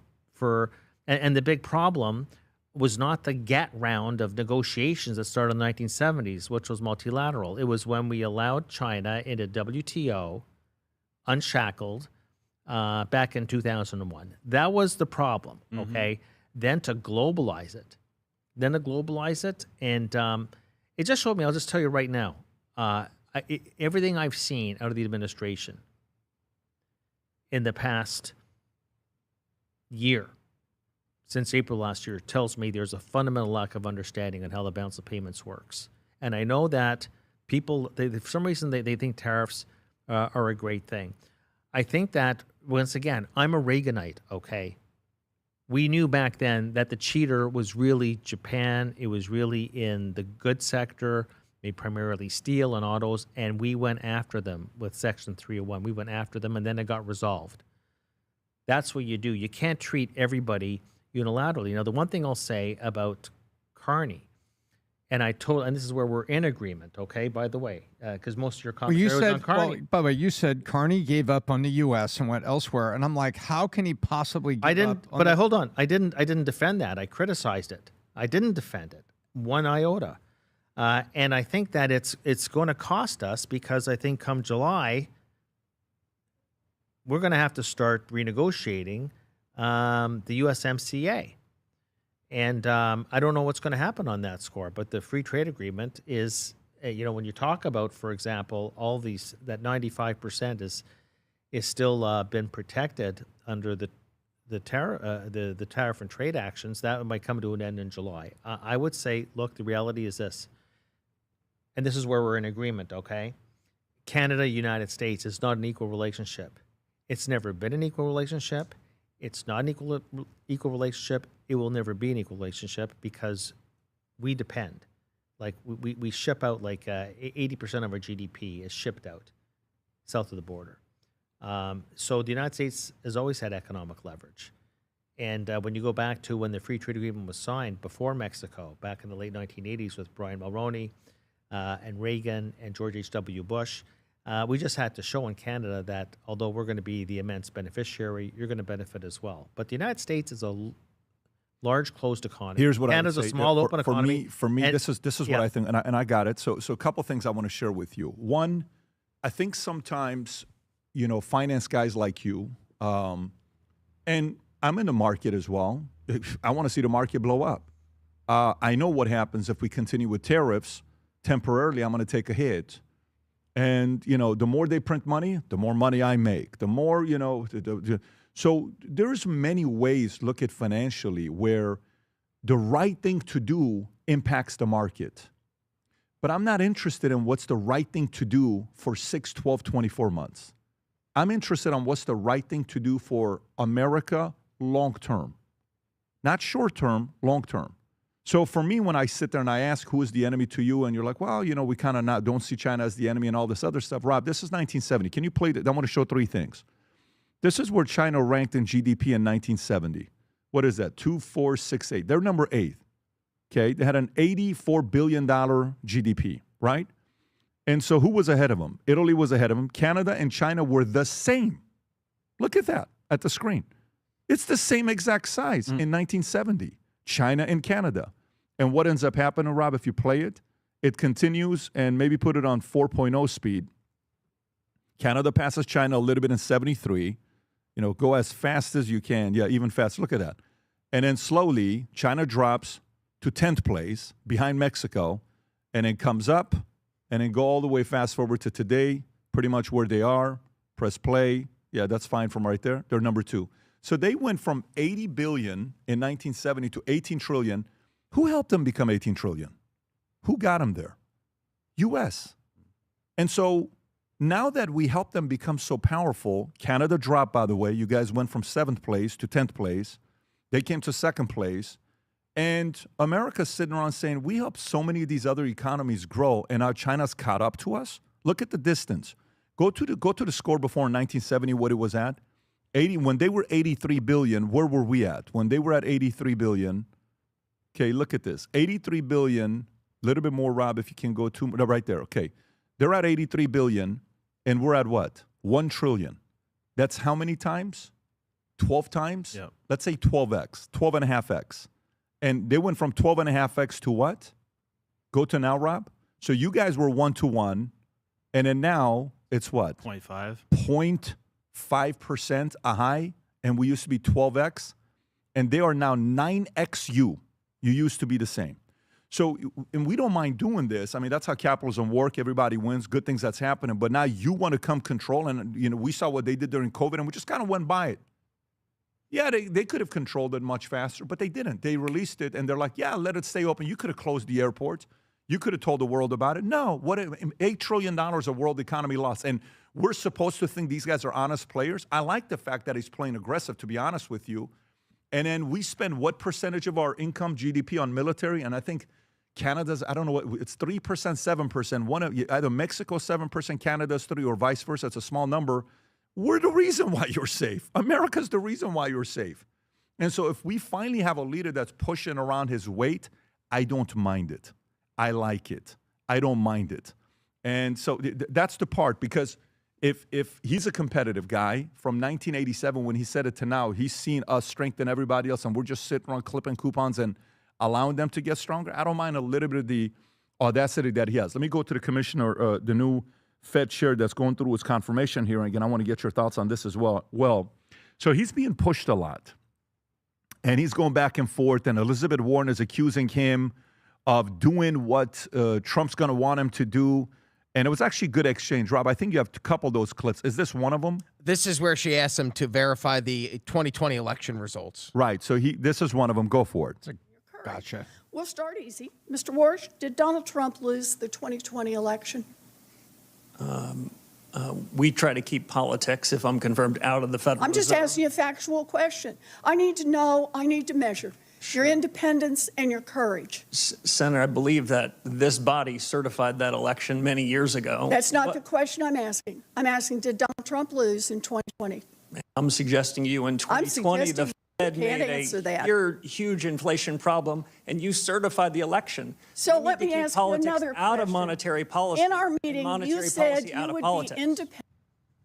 Okay, by the way, go back. Was that Larry Fitzgerald sitting behind? I'm like, why is Larry Fitzgerald? Is that him? Oh, wow. Is that Larry Fitzgerald from the Cardinals, the wide receiver, or am I getting it wrong? It looks a lot like him. Can you verify that? I may be wrong, but that looks like his twin. So there you go. That's the exchange that they're having. And then there's another one. Rob, do you have the other one as well, where it's more from the sock puppet? Is this the one? Because this is the main one. Yes, I have. This is Elizabeth Warren asking if he'll end up being Trump's sock puppet. Okay, go for it. That's the one. Mr. Chairman, last week, every single Democratic member of this committee asked that you postpone this hearing and instead conduct oversight on the president's role in directing bogus criminal probes into Chair Powell and Governor Cook. The Senate should not be aiding and abetting Donald Trump's illegal takeover of the Fed by installing his chosen sock puppet as chair.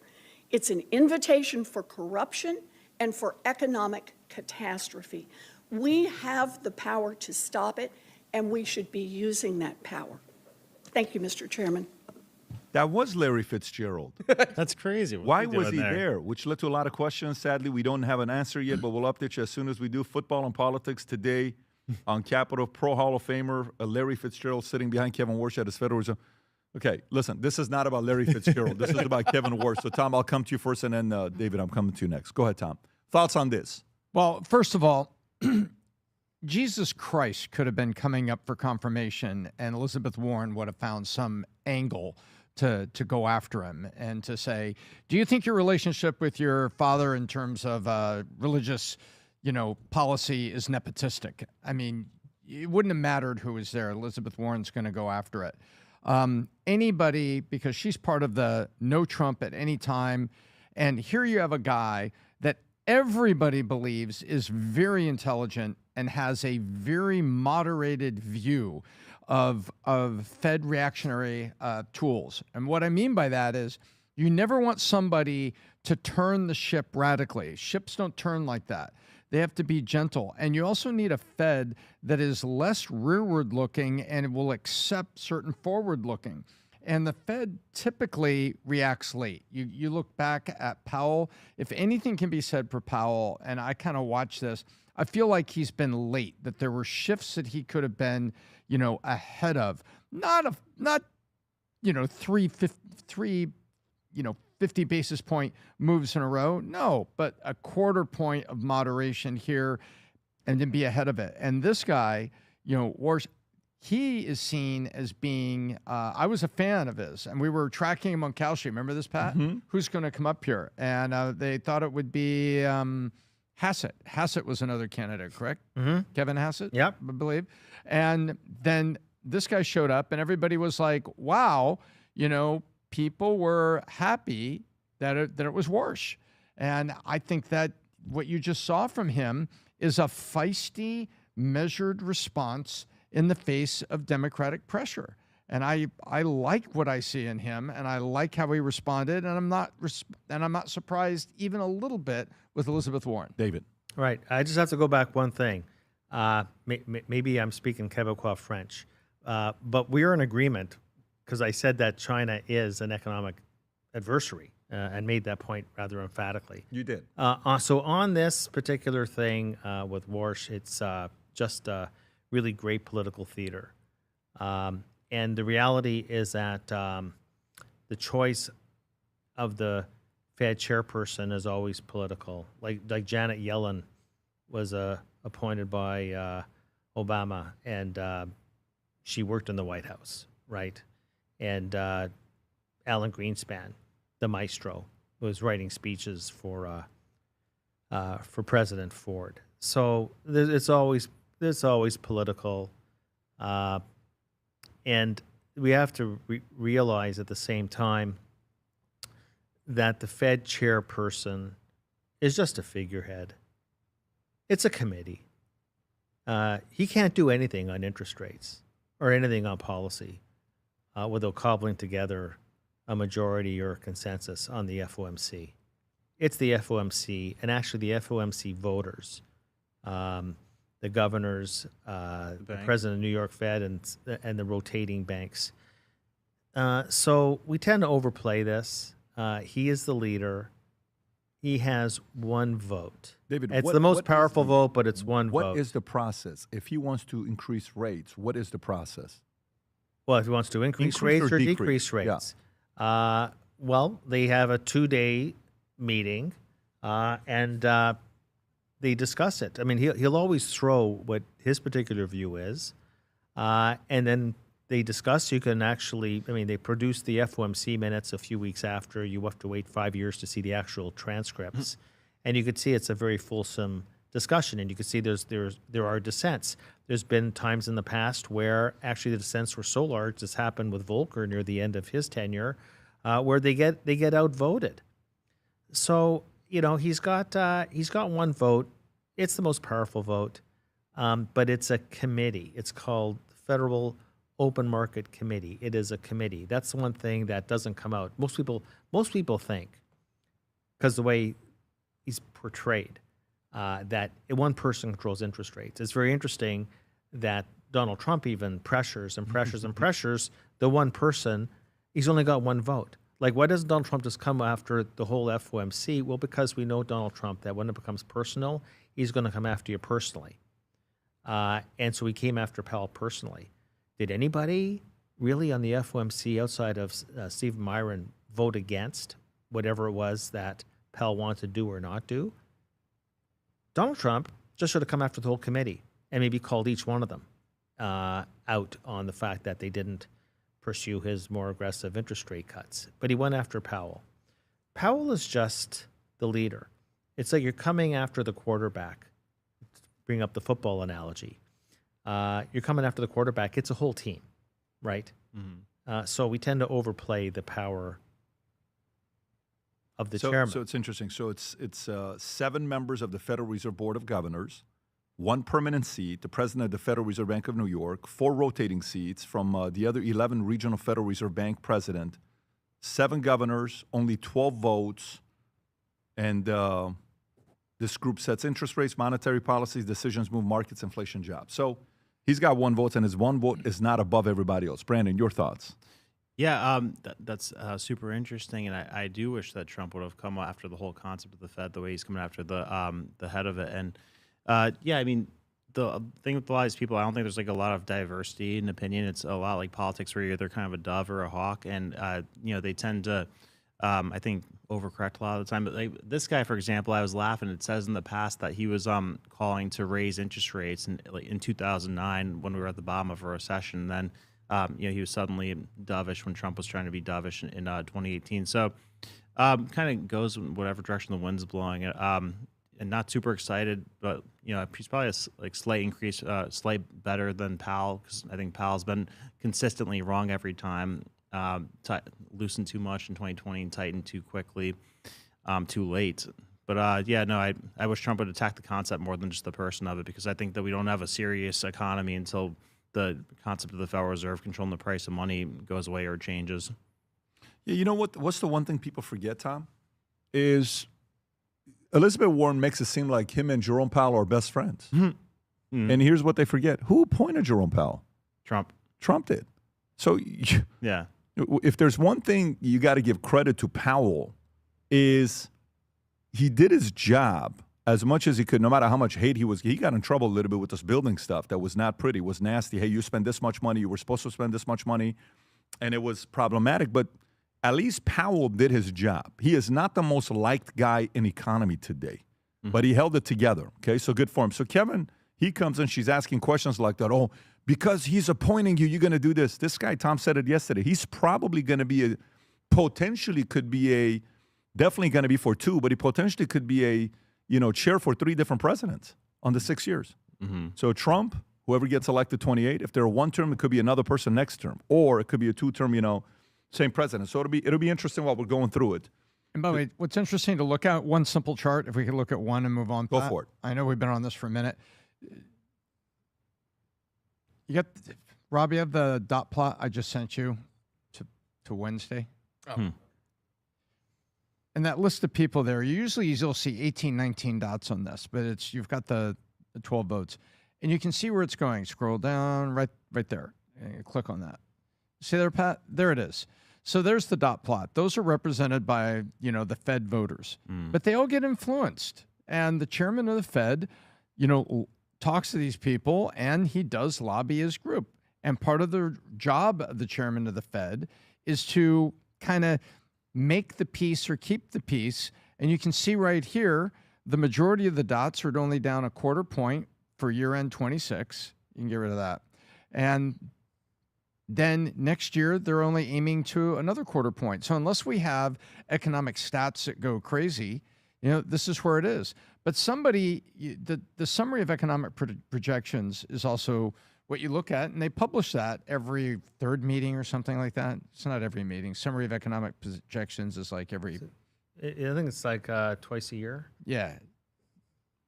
So anyway, you can see which way it's going. But to say that he's one guy and only 1 vote, I think kind of understates the influence he has on these dots and these folks. Let's keep going. Let's keep going to the next story. Very interesting. Next story I want to get to is we covered the jet fuel.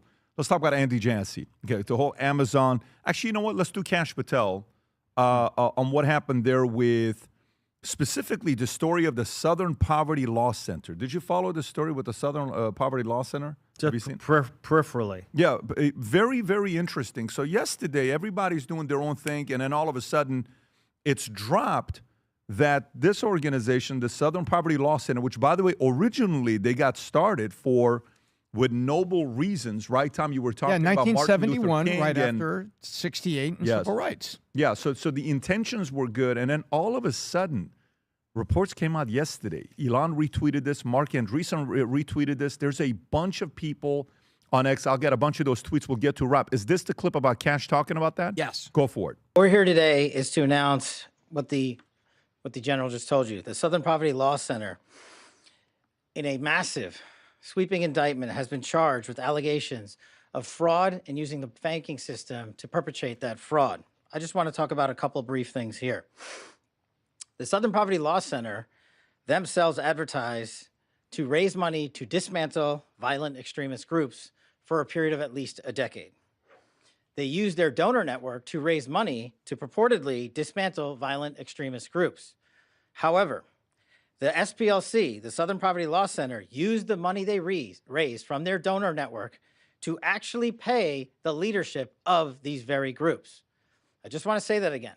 They used the fraudulently raised money by lying to their donor network, thousands of Americans, to go ahead and actually pay the leadership of these supposed violent extremist groups. The groups, as the general laid out, include the Ku Klux Klan, the United Klans of America, Unite to Right, National Alliance, the National Socialist Movement, the Aryan Nation Motorcycle Club, and the National Socialist Party of America, and also the American Front. In at least one of these matters, our investigation revealed that funds were used to facilitate the commission of further state and federal offenses, totaling over $3 million. Furthermore, our investigation revealed that the Southern Poverty Law Center, on top of perpetuating this widespread, decade-long, multi-million-dollar fraud, conducted more criminal activity.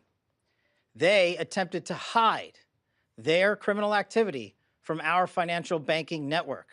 They set up shell companies and entities around America so that the financial institutions that we rely on as everyday Americans were deceived in believing that money was not coming from the Southern Poverty Law Center in the perpetration of this scheme and fraud, but rather fictitious entities they stood up to perpetuate this ongoing fraud.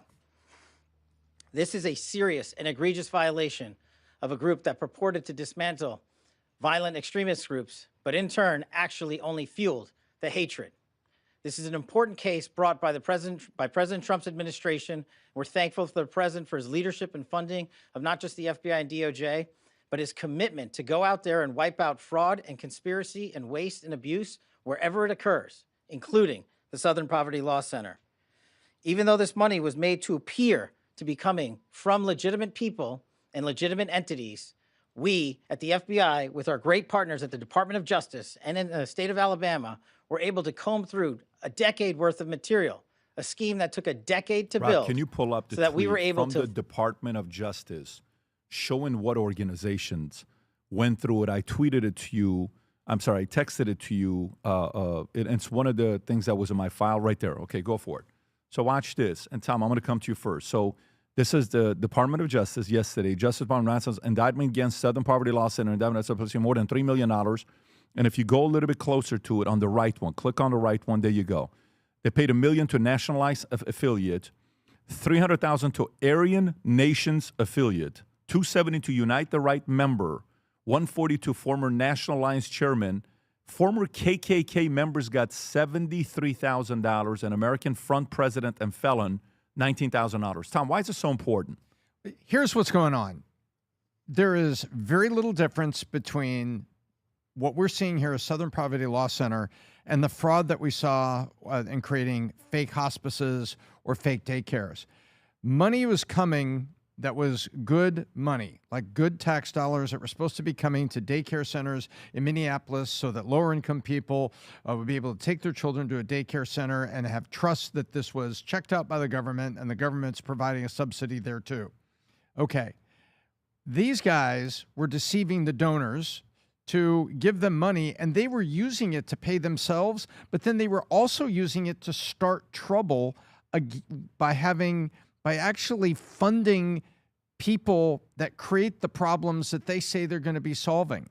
And so what they were trying to do is make these all these enemies look bad and look like there was more racism and more problems than there actually was, so that they could help, elections, and they could help Democrat elections. And because the Southern Poverty Law Center used to pick a candidate, we could find all kinds of Democrat candidates standing up with these guys, because it was like the old League of Women Voters, Pat. League of Women Voters was seen as being a fairly impartial group that was trying to help people get registered to vote. It was a good group. They want fair elections, all this. These guys were holding themselves out to be some wonderful supportive cast here, but they were out there trying to create all this discord so that the left could say, look how many problems we have in America. Look at all these things are going on. We need Barack Obama to be president, and we need this. It was a whole circular scam. Yeah, and by the way, Robert, you want to pull up a couple of those tweets on what they call Turning Point USA? This is Mark Andreessen saying SPLC was one of the most powerful censorship forces in the country for decades, lavishly supported by many big American companies for many years. This is astonishing and deeply concerning. Look at how many views this tweet got alone. Go a little bit lower. 41 million views just on that one. Go to the next one. No, the other one, Rob, the one with Thomas Sowell. I think, the one I just sent you right there, Rabbit. Racism is not dead, but it's on life support. This is Thomas Sowell. Kept alive by politicians, race hustlers, and people who get a sense of superiority by denouncing others as racist. Look at this meme. Look at this meme. SPLC, racism. Keep it alive. We need it. We can't get rid of it, right? And then Charlie Kirk was on, this is, of course, a late Charlie Kirk. SPLC put a target on Charlie's back by naming him and TPUSA their manufactured hate map. They used this fiction to monetize the ensuing hysteria and then funnel the proceeds into Charlottesville and other convenient vehicles to force a nationwide dragnet of mainstream. When Charlie said this, people are like, what are you talking about? Play the clip, Rob, and then we'll go to the Todd Blanche where the reporter says allegedly, and he says, no, there is no allegedly. This is what happened. Go ahead. The Southern Poverty Law Center has now labeled, you're in the club with me, by the way, they've labeled Turning Point as a hate group.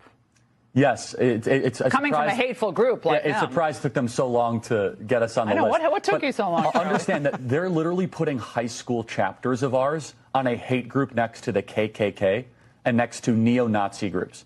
And I mean, we can laugh this off. There's an element to this. Remember that there was a shooter that went to the Family Research Council years ago, inspired by the SPLC list.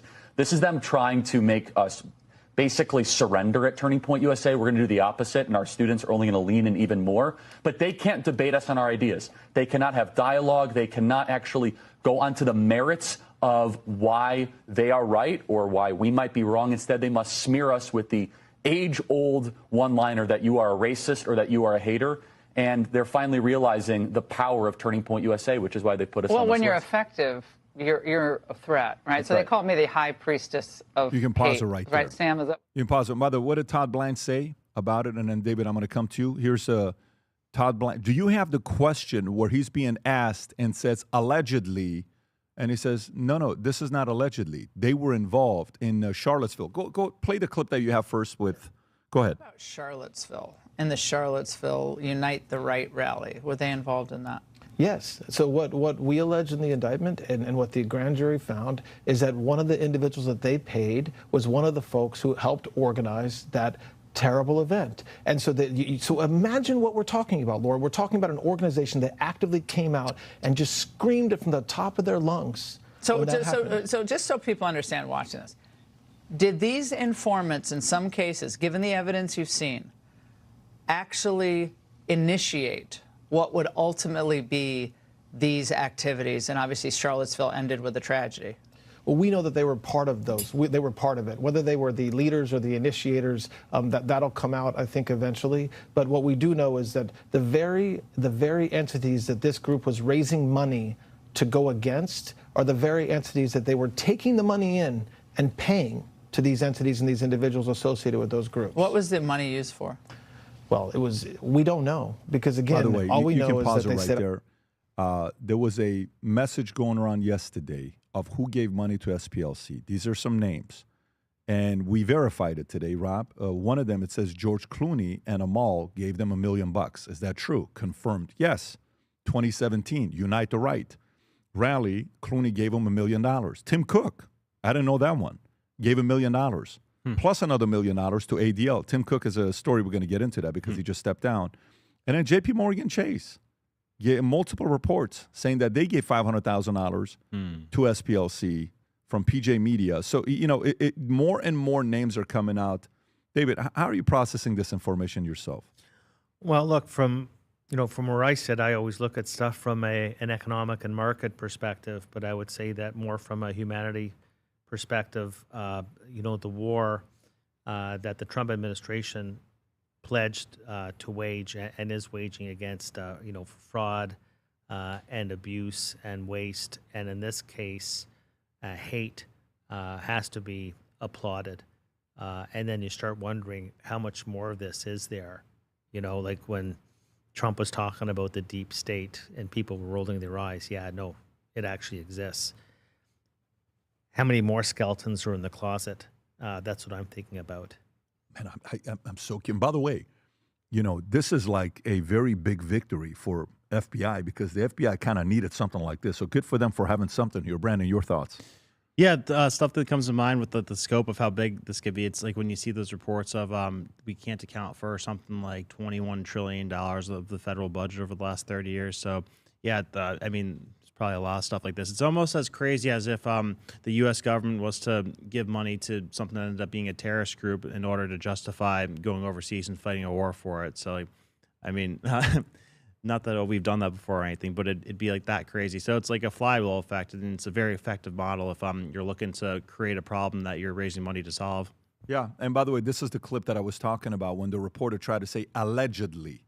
Are you alleging? I'm not alleging. Watch this. I just want to make sure I understand. You're alleging that the Southern Poverty Law Center was paying the leaders of KKK and other groups to continue their operations? Is that...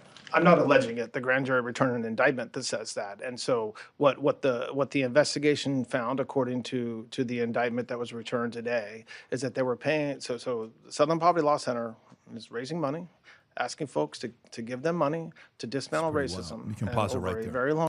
Can you imagine that? Hey. And I don't know if there's any other reports coming out. Remember when all of a sudden everybody started dropping the N-word and it became a normal thing? You're like, wait a minute, what are you guys doing? I'm talking about specifically on Twitter. It's like you just drop. Is somebody say that to say how much it exists?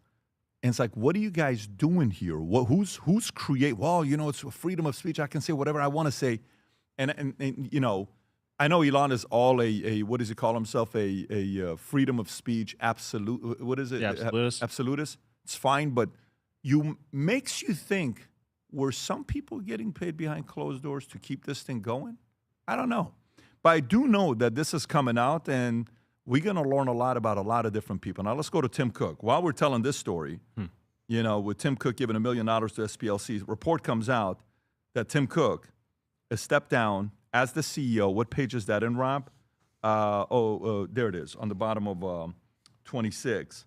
Tim Cook to step down as Apple CEO, and John Turner's named successor. Tom, is this a good thing or a bad thing? I think it's probably a good thing. There's a lot of people, including me, that look at the Tim Cook line and say, okay, Tim, we've been kind of waiting for his next product. And he's been cycling out the new releases of the iPhone. Like, let me ask you, Pat, do you really see a difference between your current iPhone and, say, 2 iPhones ago? No. There hasn't been any big jump. The battery seems to be, fixed. They used to, allegedly had the auto wear out features, so your battery would have difficulty charging, and all of a sudden you're buying a new iPhone because you thought the old one got tired. In reality, it was the device allegedly was managing the battery. But what product? Remember when Steve Jobs came out with and Dave, you probably remember this. Steve Jobs comes out on stage with an envelope and slides out a MacBook Air, and things like this. I don't remember the last time that Tim Cook had like a defining product. The Apple Watch has thrived under him, but what has been the next product? And there's been some criticism about, there it is, pulls out the envelope. Turns out it's a MacBook Air. I mean, the theater and the innovation and everything that was behind their products. Tim Cook is not known to be the product guy. He's known to be the incredibly efficient, driver of the company. And I think it's looking for its next product. And well, you know what's interesting? This guy is a product guy. He And is. so that's the criticism has been, what is the next product? He's a senior vice president of hardware engineering. Yep. What is the next product and what is our AI play have been the big questions that have been asked on Apple. And now, it's, and by the way, but you can't argue with the success of Apple under Tim Cook's leadership. But no train keeps going forever. There's no perpetual momentum machine. And Apple needs to find its next chapter and its product in an age of AI when things are going to be changing dramatically, especially in the app environment. David, your thoughts? Look, I don't think it ever comes down to one particular person at the top. It's the whole company. And I think that I look at Apple, and it is really a high-end consumer gadget company. That's what it is. That's what it's always been. But it's got the brand name, and what continues to ride, no matter who's at the top, is the fact they have a cult.